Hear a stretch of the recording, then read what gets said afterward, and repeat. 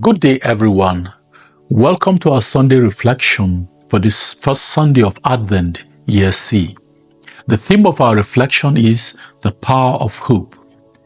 Be on your guard so that your hearts are not weighed down.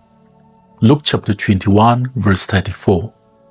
The feeling of hopelessness can weigh us down and paralyze us. This is illustrated in the case of Flagstaff. It is a ghost town that was dismantled in 1950 to make way for the construction of a hydroelectric dam. In the months leading up to its submersion, all improvements and repairs in the town were halted. Why would anyone paint a house if it is about to be submerged? What was the point of fixing a broken window when the entire town will be erased? As a result, week by week, the town fell into a state of increasing disrepair and decay.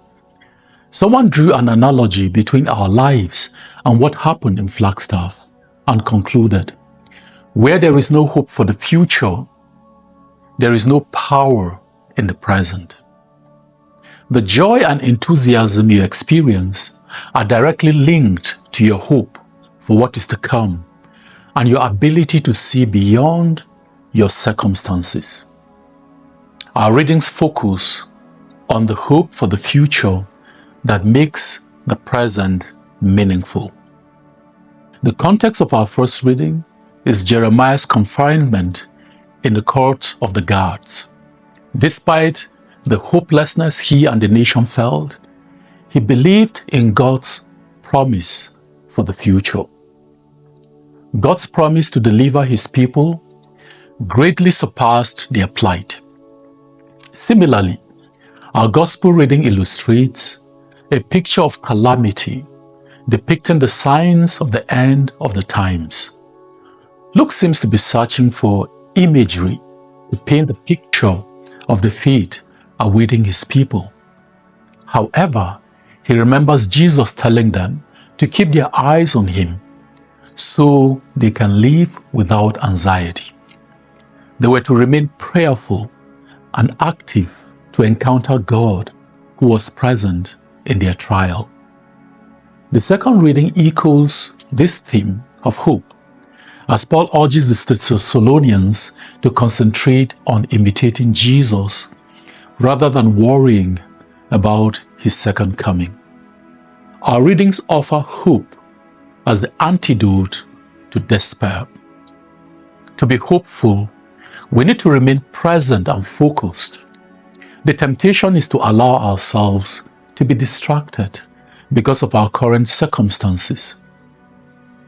We spend so much time wishing that our lives were different. Ironically, even if our lives conform to our expectations, we still wish for something different. We need to recover the capacity to engage with life just as it is. If we cannot find God in our current circumstances, we cannot see him elsewhere. We must learn to trust that God deliberately sends circumstances to teach us hope and patience. Advent challenges us to recover the sense of wonder and curiosity we once possessed as children. Children see what adults fail to see, and that is why they ask many questions, because they are present and focused. This season is about Christian hope, founded on God's promises. And Lamoth, in her book, Bird by Bird, states, and I quote, "I had a preacher say recently that hope is a revolutionary patience. Let me add that so is being a writer. Hope begins in the dark, the stubborn hope that if you just show up and try to do the right thing, the dawn will come. You wait and watch and work. You don't give up." End of quote. Christian hope is more than a mere sentiment. It is an active pursuit that strengthens our hearts and commences with engaging our inner darkness. It ensures our lives are not in disrepair like the situation in Flagstaff. Prayer and acts of charity are the best ways to cultivate this kind of hope. God promises that if we daily behold His face in prayer and serve Him in our brothers and sisters, He will strengthen our hearts to survive any onslaught that may come our way. This week I invite you to do the following.